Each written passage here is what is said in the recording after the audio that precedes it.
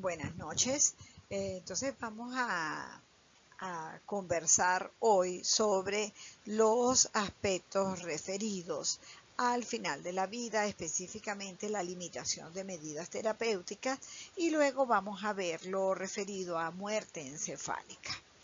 Este es un aspecto muy importante dentro de las unidades de terapia intensiva, porque precisamente el desarrollo tecnológico que ha tenido el mundo desde mediados del siglo pasado a esta fecha es tal que podría confundirse cuál es el límite de hasta dónde se debe llegar para realmente promover el bienestar en la persona. Y ese aspecto del final de la vida, de la muerte, a veces se nos hace muy difícil de manejar, sobre todo por ciertos, digamos, marcos de referencia, paradigmas que se han ido conformando, desarrollando, sobre todo a partir de pensar que nuestras posibilidades de respuestas ante la enfermedad pueden ser infinitas, lo cual indudablemente es una gran falsedad. Cuando un paciente acude en busca de atención de salud, lo primero que tenemos que pensar es cuáles son los objetivos de esa atención sanitaria. Fíjense, aquí se plantea la prevención de la enfermedad o de lesiones, la promoción y mantenimiento de la salud, el alivio del dolor y del sufrimiento causado por la enfermedad y las dolencias, la asistencia y curación de los enfermos curables y el cuidado de los que no pueden ser curados. Fíjense, como se señala, el cuidado de los que no pueden ser curados. Y por otro lado, evitar una muerte prematura y velar porque si esta es inevitable, se dé en una condición de paz, de tranquilidad. Entonces, fíjense que nuestro, digamos, abordaje de una situación, como no, primero será promover el bienestar, pero también saber que el bienestar también ha de buscarse cuando ya la muerte es inevitable. Ahora bien, nosotros como profesionales del área de la salud atendemos a seres vivos pero que son mortales. Del mismo hecho de vivir ya tenemos de una manera ineludible la posibilidad de la muerte. Y el problema no es la muerte, el problema es que ésta se dé en forma inadecuada. Lamentablemente, siempre, en este mundo contemporáneo, repito, como consecuencia de ese desarrollo tecnológico, la muerte se le ha visto como el fracaso de una actividad básicamente médica, cuando resulta que es algo inevitable y que debemos de estar preparados. Es por eso que se plantea que tenemos que volver a revisar cuáles son nuestros conceptos de la muerte y cómo es la manera de abordarlo. Cuando la muerte es nuestra enemiga, si esta se da prematuramente, por no haber recibido una atención, porque ocurrió un error durante la terapéutica o porque ésta se esté dando con sufrimiento. Pero la muerte, cuando ya es inevitable, cuando es precisamente un proceso que no podemos nunca evitar, debe de ser visto con la mayor naturalidad y antes al contrario nosotros prepararnos para evitar generar sufrimientos, que es lo que se conoce como distanasia, cuando nos excedemos en el tipo de atenciones de terapéuticas que se ofrecen. Ahora bien, como profesionales que trabajamos en áreas críticas, precisamente atendemos pacientes críticos. Recordemos que él es aquella persona con una enfermedad o una lesión grave que va a tener serias alteraciones fisiopatológicas que amenazan su vida, pero que se espera que sea recuperable si se le aplican todas las medidas de soporte vitales. Pero el hecho de que él esté en esa condición crítica, también está presente la posibilidad de que su evolución no sea para la recuperación. Entonces, yo tengo que diferenciar muy bien qué es un paciente crítico a aquel paciente terminal, que es el que ha ido evolucionando hasta una fase ya de irreversibilidad de su cuadro. Aquí entramos entonces precisamente cuando ya la muerte es inevitable a qué debe de ser nuestra orientación, hacia dónde debemos, eh, eh, digamos, dedicar todos nuestros esfuerzos para que esta muerte sea en paz y de la manera que todos deseáramos. Aunque la lámina dice muerte con dignidad, hay autores que dicen que eso no es posible y explican una serie de conceptos muy filosóficos, pero de todos modos lo van a encontrar así en mucha bibliografía. Entonces la podemos llamar muerte con dignidad, muerte en paz, una muerte humanizada, como la querramos llamar. Lo importante es que esa persona, para que este proceso se dé como la podríamos desear cada uno de nosotros y la podríamos, digamos, sí, aspirar que fuera la que tuvieran nuestros seres queridos, y por lo tanto es la que estamos llamados a velar para todos los que también nosotros estemos cuidando, es un proceso que debe darse en buenas condiciones higiénicas y de cuidados generales.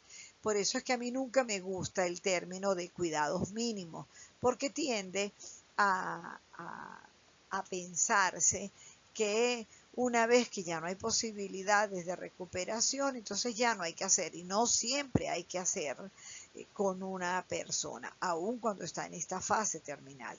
Es muy triste cuando el paciente está falleciendo ya en ese proceso y resulta que encontramos que se descuidan esas condiciones tan fundamentales y que precisamente lo van a ayudar a esa percepción de bienestar. El segundo aspecto muy importante es que la persona no tenga dolor. Siempre el dolor nos va a impactar en gran medida y va a ser una gran limitante para alcanzar el bienestar. Otro de los aspectos a considerar es que la persona debe de estar acompañada con personas que lo respeten, que sientan compasión, que sean importantes, significativas para la persona que está en fase terminal. Y en esto, cuando hablamos de compasión, se refiere a personas que estén en capacidad, disposición para brindar los cuidados que la persona requiera, pero de manera oportuna y adecuada. Debe de ofrecerse la posibilidad de interlocutores que estén dispuestos y que comprendan qué es lo que a esta persona realmente lo motiva, desea expresar. Con la ayuda espiritual de su preferencia, procurar que se realice en paz con los seres queridos. Inclusive esta es una gran oportunidad para lograr la reconciliación, el perdón, y todo eso lo debemos de propiciar. Por eso es que se requiere que los pacientes estén en ambientes que realmente permitan estos procesos de introspección, de compartir con sus seres queridos, etc. Y sin exageración de la terapéutica. Ahora bien, cuando ya la muerte es inevitable, es importante que ésta se dé evitando la distanasia, es decir, lo que se denominan las medidas antidistanasia. Pero también, y ustedes deben haber visto, porque hoy en día eso está muy en los medios, muy en boga, es lo que se denomina la muerte asistida, en donde identificamos dos grandes tipos, como es la eutanasia y el suicidio asistido. Desde el punto de vista bioético, ¿qué se plantea? Que toda persona, cuando está en una fase terminal, está en la posibilidad de rechazar un tratamiento, así sea de la opinión del médico, que este es necesario, él está siempre obligado a expresarle todas las opciones, lo que un tratamiento representa, y el paciente puede rechazarlo. Ya vamos a ver específicamente ello. Tenemos lo que llamamos el principio de doble efecto, en donde que se basa en esa toda acción que se realiza sobre una persona tiene y se espera que tenga un efecto benéfico, pero puede traer a la par un efecto no tan deseable. Dentro de este balance de lo benéfico con lo no deseable, aquí impera el principio de doble efecto. Se refiere a que siempre se acepta que haya un efecto no deseable siempre y cuando el efecto benéfico para el paciente sea superior. Y con respecto a lo de la muerte asistida, esto es un tema muy largo, muy controversial, y se plantea que generalmente una persona solicita cualquiera de estas opciones cuando no ha recibido la atención adecuada, cuando precisamente no se le ha dado la opción a rechazar un tratamiento, no se le brindan terapéuticas para aliviar sufrimientos, o no ha sido apoyado con los cuidados paliativos. Los cuidados paliativos son todo aquel conjunto de acciones interdisciplinarias que debe de recibir un paciente cuando está sometido a un proceso de gran sufrimiento. Pero eso sería todo un tema el cual lamentablemente no vamos a poder discutir en esta situación, pero siempre quedo a la orden en caso de que ustedes quieran conocer un poco más sobre eso.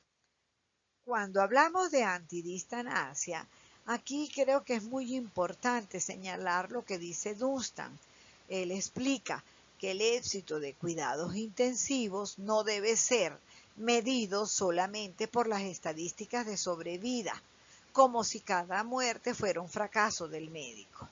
Plantea que debe de medirse la calidad de vidas preservadas o restringidas y la calidad del morir en aquellos cuyo curso fue la muerte, así como también por las interrelaciones humanas que se dan en cada muerte.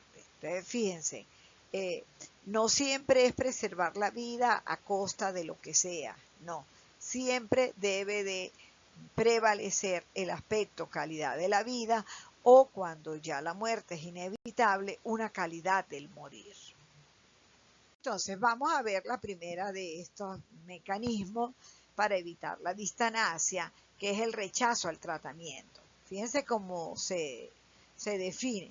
Un paciente competente, es decir, racional desde el punto de vista mental, tiene derecho, y el equipo de salud debe respetarlo, a rechazar medidas de tratamiento que, aunque pudiesen prolongar su vida, signifiquen para él una grave carga que no está dispuesto a asumir, tanto por el sufrimiento que ella implica como por la calidad de vida que eventualmente podría restarle después de su aplicación. Entonces, eso es muy importante. Fíjese, un paciente oncológico que en un momento dado proponen una intervención quirúrgica, hay que hacer un balance muy detallado como para, digamos, decidir a realizarlo, y el paciente es el que tiene la última palabra. ¿Por qué? Porque toda intervención quirúrgica tiene ya de por sí una alta carga de agresión, de limitación para la persona, y entonces la persona está en la posibilidad de decir si asume o no esa opción. Entonces, esto es algo que no es frecuente que lo veamos en nuestros centros asistenciales, mucho menos cuando son centros públicos, pero que nosotros tenemos que alertar y siempre recomendar que se considere la opinión del paciente. De ahí que el paciente, la familia, tienen que estar muy bien informados y buscar que comprenda qué es lo que se está haciendo. o qué es lo que se propone hacer. Y el otro concepto, que es el principio de doble efecto, se define de la siguiente manera: una opción buena por sí misma y que tiene dos efectos, uno bueno intentado y otro y de otra forma no obtenible, y otro malo previsto y únicamente permitido como concomitante. Entonces, claro, esta misma intervención que yo les digo, sí va a ocasionar un alivio, entonces uno dice, bueno, va a traer tales dificultades, pero le va a aliviar el dolor, le va a permitir más movilidad. Bueno, ahí uno puede considerarlo, pero si en ese balance es más el peso, entonces, ¿cuál sería la justificación? Entonces, ¿qué se plantea? Que en algunas situaciones puede ser lícito llevar a la práctica una propuesta terapéutica si la proporción de bienestar, de beneficencia para la persona es, predomina el bien y digamos, se acepta, se sobrelleva el mal no evitable. El ejemplo típico de esto es la sedación. Un paciente que está muy inquieto por el sufrimiento, angustia. Hay quien dice, pero bueno, hay que sedarlo para que no siga sufriendo. Hay quienes opinan, no, porque entonces puede deprimirse. Sí, pero ¿qué preferimos? Que esté angustiado o brindarle la tranquilidad, la sedación, aunque ese medicamento, sí, por su efecto, digamos, depresor, tenga al final un, un fin inevitable. Pero lo importante, y eso es fundamental que se comprenda, lo importante es que la persona, su final, sea de la mejor manera, con la mejor calidad en el proceso del morir. Y uno de los principales elementos, les recuerdo, es no sufrir, es evitar todo sufrimiento que sea posible limitar. Ahora bien, hablando de antidistanasia, nosotros tenemos que diferenciar muy bien lo que es un paciente crítico de un paciente terminal. El paciente crítico va a la unidad de cuidados intensivos, pero recuerden que ese paciente tiene probabilidades de recuperación. Mientras que el paciente terminal, nosotros tenemos que preguntarnos y preguntarle a él, a su familia, cómo desean pasar sus últimos días en el hogar, rodeado de sus afectos. ¿Será que hay medios en el hogar para que esto se dé? ¿Cuál es el nivel de dependencia tecnológica de equipos que tenga esta persona? Porque si hay dependencia, entonces va a tener que hacerse en el hospital, pero ese hospital tiene que tener características, esas unidades en donde estos pacientes estén alojados, tienen que tener determinadas características en su diseño, en su funcionabilidad, que permita precisamente el logro de los objetivos que se buscan de una muerte en paz. ¿Se acuerdan? El acompañamiento, la expresión de su fe, buenas condiciones de higiene, confort, etcétera, rodeado de sus seres queridos. O siempre lo ideal, recibiendo cuidados paliativos. Ahora, ¿cuál es el problema? Cuando un paciente crítico dentro de una unidad de cuidados intensivos evoluciona mal, no responde a la terapéutica y de crítico pasa a ser un paciente terminal. Claro, es un paciente que posiblemente va a estar con soportes terapéuticos tipo ventilatorio, drogas de acción cardíaca, etcétera, hasta con soporte renal, con cualquier de las acciones terapéuticas que son usuales en una unidad de cuidados intensivos y que pueden estar dando respuestas a la funcionabilidad, pero como un soporte externo, pero que cuando se retiran el paciente no tiene los mecanismos propios para el funcionamiento. Entonces, bueno, imagínense todo lo que representa un paciente dependiendo de un ventilador o dependiendo de una función de depuración, de limpieza renal, pero externa. Entonces, hay una serie de cuestiones que tienen que considerarse y que ahí es en donde tenemos que oír a la familia, saber entonces que hay un límite en la acción como profesionales de áreas críticas. Y vuelvo con lo que es una medicina crítica o unos cuidados intensivos. Fíjese, la medicina crítica es la rama de la medicina dedicada específicamente a la prevención, diagnóstico y tratamiento de las condiciones fisiopatológicas que amenazan la vida. Fíjese que una unidad de cuidados intensivos no es para atender pacientes terminales que no tengan probabilidades de recuperación, porque esa es la definición de un paciente terminal, aquel que ya cualquiera que sea la terapéutica, él no va a responder y que ya la muerte se espera como un evento final que no sabemos cuándo se va a dar. Pero entonces es cuando se modifican, se varían los objetivos de la terapéutica. Y entonces hay algunos pacientes muy dependientes de esta tecnología de la ventilación mecánica, entonces aún dentro de las unidades de cuidados intensivos se han propuesto ya, y hay muchas unidades, más que todo las privadas, que han ido evolucionando para eso, que tienen determinadas unidades clínicas que las dedican a los pacientes que evolucionaron hacia el cuadro terminal. ¿Para qué? Para permitir todo esto que ya hemos hablado de lo que sería una muerte en calidad. Entonces, claro, ahí entran acciones como son la suspensión de medidas, la limitación de medidas, que es lo que vamos a ver ahora.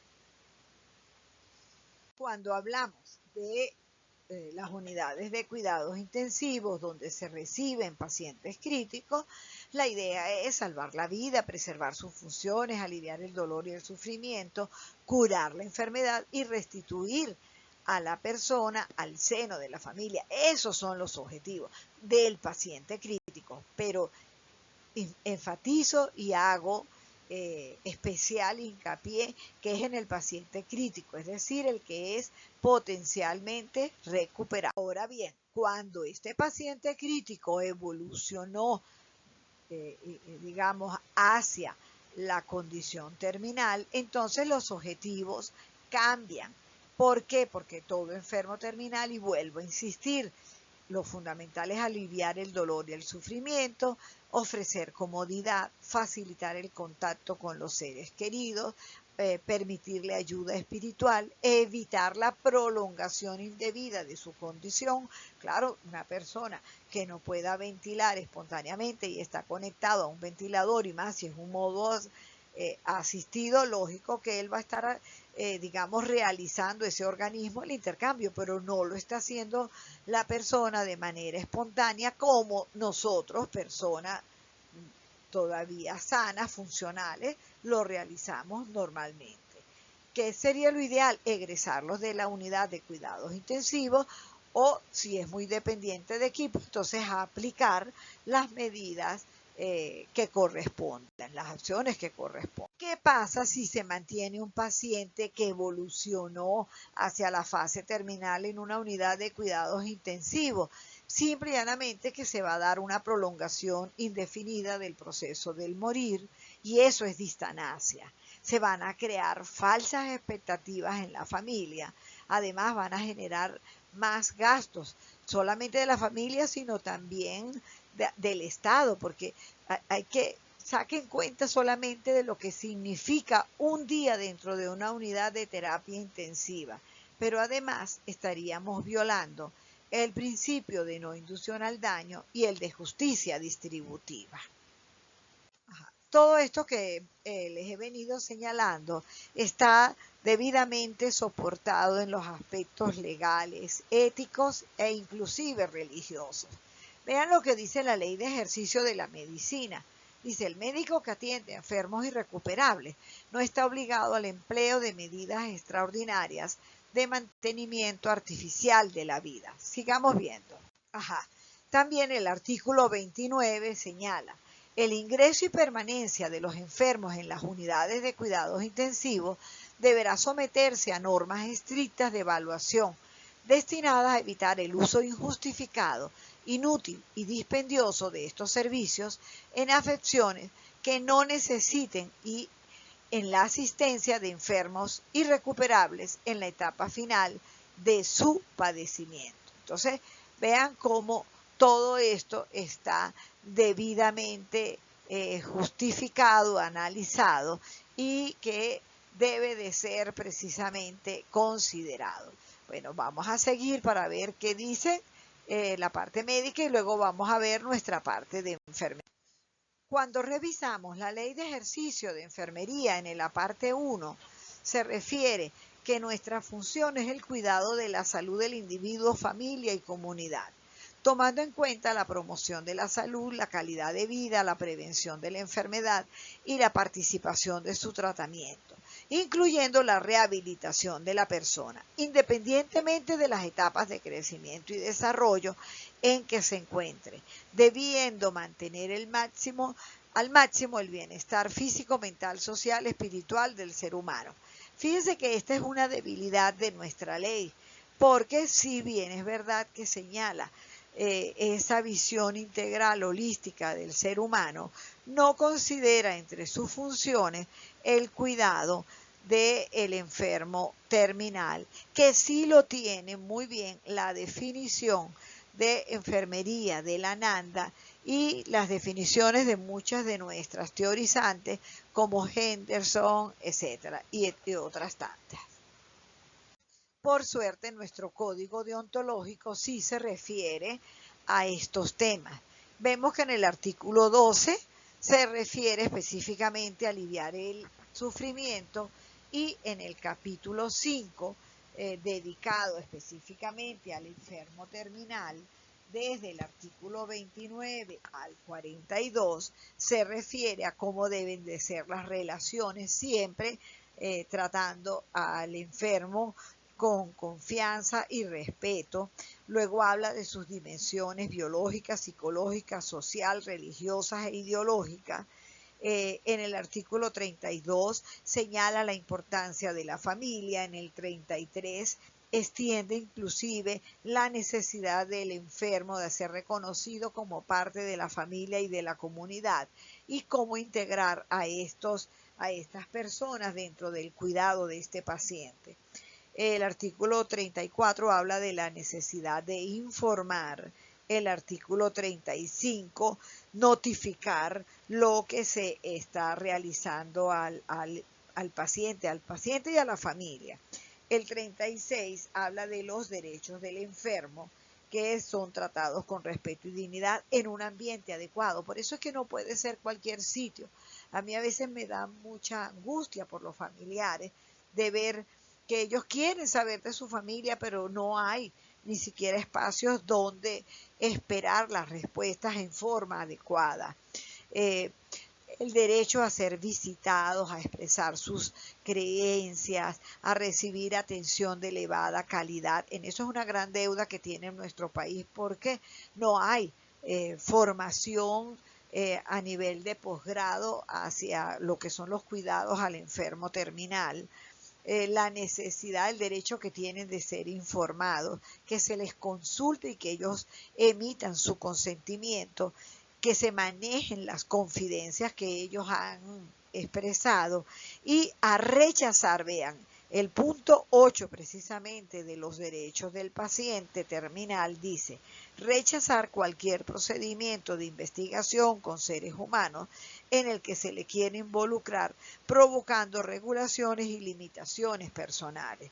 Sigue en el artículo 37, habla de la importancia de respetar las opiniones del paciente y sus creencias. Habla también de que debe de administrárseles analgésicos, respetar nuevamente las creencias religiosas. de ser atendidos por profesionales y que la familia sea realmente vista como un sostén para apoyar en todo este proceso. Entonces, en eso sí, nuestro código deontológico aborda una visión bien completa de lo que serían los cuidados de los pacientes en esta fase.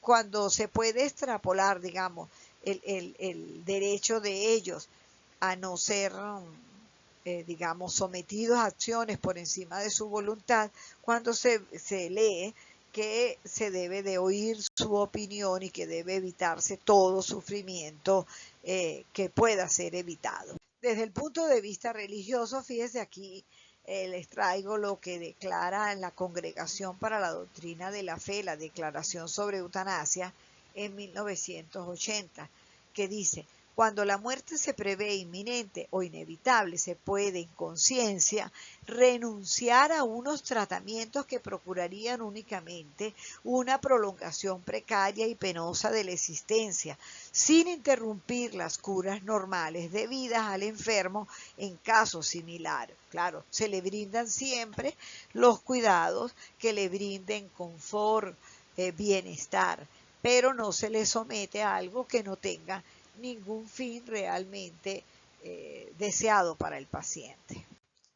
Fíjense, en el Evangelio de la Vida de Juan Pablo II en 1995 señala, cuando se estaba refiriendo a la eutanasia, dice: debe distinguirse la eutanasia de la decisión de renunciar al llamado ensañamiento terapéutico. Ya les expliqué que el ensañamiento terapéutico es cuando se aplican medidas terapéuticas que de verdad no le van a significar un verdadero alivio, una verdadera respuesta hacia el bienestar de la persona.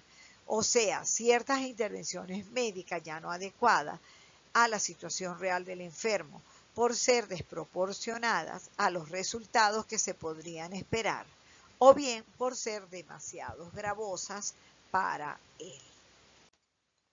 Ahora bien, hay un concepto que es importante que nosotros revisemos. Cuando se habla de terapéutica, la terapéutica es toda aquella acción que se aplica a una persona para tratar de revertir el cuadro que se está atendiendo. Ellas pueden tener varias, digamos, denominaciones según cómo sea el impacto que estas medidas tengan en la persona. Se considera una medida ordinaria cuando la acción que se está indicando y que se va a realizar en el paciente es la que corresponde a la afectación que se pretende realizar. A manera de ejemplo, si yo tengo un paciente que tiene unos niveles elevados de glucosa en sangre, pues no se le administra la insulina para contrarrestar. Esa es una medida ordinaria. Pero una medida ordinaria puede en algunos momentos convertirse en una medida extraordinaria cuando, y se recibe ese nombre, cuando la relación, la indicación supera lo que sería lo usual en una situación determinada. A manera de ejemplo, si un paciente tiene alguna masa que tiene que ser extraída, se le hace una cirugía y eso sería una medida ordinaria. Pero si esa masa es el caso de un paciente con un cáncer muy avanzado, con un gran deterioro, con una metástasis, ya con un cuadro en donde la respuesta se ve muy disminuida, esa misma cirugía podría representar para esa persona algo desproporcionado, algo extraordinario. Entonces, la diferencia entre lo ordinario y lo extraordinario va a depender fundamentalmente de cuál es la respuesta que esto va a representar en la persona como producto de esa acción. Entonces, existen, ante esa diferencia de lo ordinario y de lo extraordinario, puede darse la situación de limitar medidas, de suspenderse el rechazo al tratamiento, que ya se lo expliqué, que es cuando la hace la persona, y existe también lo del doble efecto, que también ya se los expliqué. Ahora, la limitación de medida y suspensión de medida es prácticamente lo mismo. La única diferencia es que en limitación de medida, algo que en otro paciente sería ordinario, en este paciente donde no se espera ninguna mejoría, simple y llanamente no se aplica. Eso es la limitación de medidas. El ejemplo más común de esto de limitar medidas es la orden de no reanimar. Entonces, un paciente que está en terapia intensiva con una evolución ya bien conocida como cada vez más deteriorante, que ya inclusive puede haber entrado en una falla multiorgánica, entonces puede darse la situación que se diga, bueno, no seguimos insistiendo, lo vamos a mantener con las medidas que se le están aplicando, pero si presentase un cuadro como un paro cardíaco, no se le va a reanimar. Entonces esa es la orden de no reanimar, y que puede venir o por rechazo, porque el familiar o el paciente diga, mire, si hace un paro, no lo ejecute, o porque el cuerpo médico, luego de discutir la situación, diga, bueno, no, si se presenta un paro, lo dejamos ahí. Y está el caso de la suspensión de medida, que desde el punto de vista de la terapéutica y de lo ético implican lo mismo. Es un paciente, y esto es propio de las unidades de terapia intensiva, que puede estar conectado con una ventilación mecánica, un modo asistido, puede tener un apoyo de drogas cardíacas. Imaginémonos cualquiera de los que se están dando, en donde la actividad cardíaca posiblemente está siendo totalmente apoyada con cualquiera de estas drogas. Entonces puede darse por una evolución precisamente que va demostrando que va hacia la etapa terminal, que ya está en una etapa terminal, que se han aplicado todas las medidas y que ya no responde. Entonces, bueno, es cuando ustedes pueden haber visto en muchas ocasiones que dicen, vamos a ir disminuyendo esas drogas. O alguien dice, vamos a ir llevando los parámetros del ventilador hacia los parámetros, digamos, normales, porque hay casos que uno ve que inclusive tienen unos volúmenes, tienen unas presiones, uno dice, ¿cómo aguanta ese pulmón? Eso es, desde el punto de vista de la terapéutica, desde el punto de vista ético, totalmente válido, y al contrario, aplicarlo nos evita caer en la hiperterapéutica, en la distanasia, de la cual hemos hablado tanto hoy. Fíjense, y aquí vemos, la limitación de medidas es la decisión de no indicar en un determinado paciente algún tipo de terapéutica o retirar las ya existentes. Lo que les digo es igual, limitar que suspender. La única razón válida es la futilidad, es decir, lo inútil de que representa esa acción terapéutica para la persona. Entonces, esto es algo que no es, a veces la gente cuando ve que se da una orden de no reanimar, porque la reanimación tiene sus indicaciones. Entonces, si usted no conoce un paciente que llega a una emergencia, claro que hay que darle la reanimación, porque mientras no se conozca la causa de por la cual cae en un paro cardíaco, se hace. Pero en un paciente que está en terapia intensiva, que se ha visto cómo va evolucionando, simple y llanamente es dejar que el evento final se dé como tal. Bueno, de esta manera terminamos con la clase referida a limitación de medida. Que también la podríamos llamar la antidistanasia, porque vimos todas las variedades por las cuales nos podemos enfrentar. Lo importante es que diferenciemos entonces muy bien cuáles son los objetivos de atender a un paciente crítico de un paciente que lamentablemente evoluciona hacia la muerte. No es en ningún momento, los médicos están indicando la muerte, eso no se puede confundir con un suicidio asistido, con una eutanasia, ¿no? Esos son aspectos totalmente distintos, ética y legalmente y religiosamente válidos. Estoy a la orden, cualquier inquietud pueden escribir perfectamente en el chat. Si desean que profundicemos en algún aspecto, con mucho gusto.